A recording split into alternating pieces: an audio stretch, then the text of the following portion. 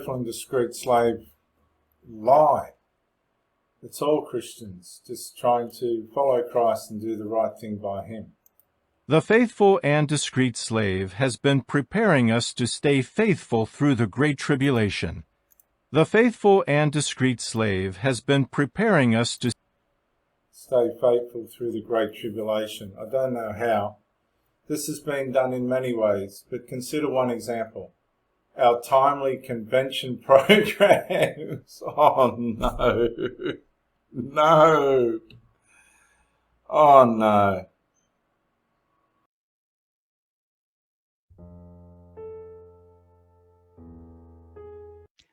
Well, that's interesting, but you see there's an awful lot of assumption there. First of all, that's their translation. Who then is the faithful and discreet slave?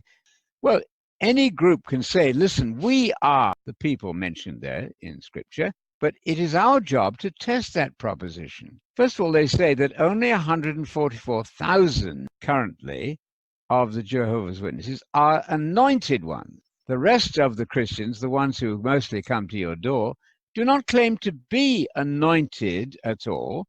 They don't claim to be one of the 144,000. So it's a complete fabrication on their part to claim a position of seniority like that, to be the faithful and wise servant of God, unless you can show that what they're teaching coincides with Scripture, and it evidently does not. When they teach that the second coming happened in 1914, and there were earlier dates set which failed, that would be an indication straight away they are not the faithful and wise servant of God at all, because if you make a mistake about when the second coming is going to be, you have already automatically then designated yourself an unfaithful slave. The other point would be that they say that Jesus is Michael the archangel before he was born. Well, that's obviously false, because in Hebrews chapter 1, it says, to which of the angels did God ever say at any time, you're my son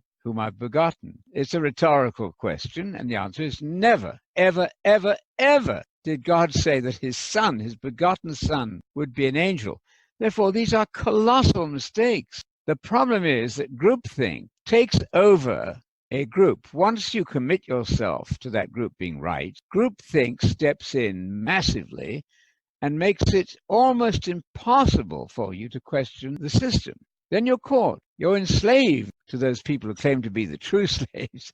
You need some help from other people who have also studied the Bible. Many of us have spent a career studying the Bible. That doesn't guarantee that we're right. But once, for instance, you've said that you've signed up for the Watchtower, then they're going to do their level best to keep you there. But may I say that a lot of what they're teaching would not be supported by any commentary in any language for 2,000 years, particularly the failed dates for the parousia, the second coming. The idea of an invisible second coming is plainly false to Scripture. The idea that Jesus was an angel or archangel before he entered the womb of Mary from outside is self-evidently false to those of us who try to study the Bible correctly. So we are meeting a lot of former Jehovah's Witnesses who, when they have questions, the groupthink idea somehow breaks down for whatever reason. When they have questions, are immediately removed from the group. You cannot question God's inspired servant.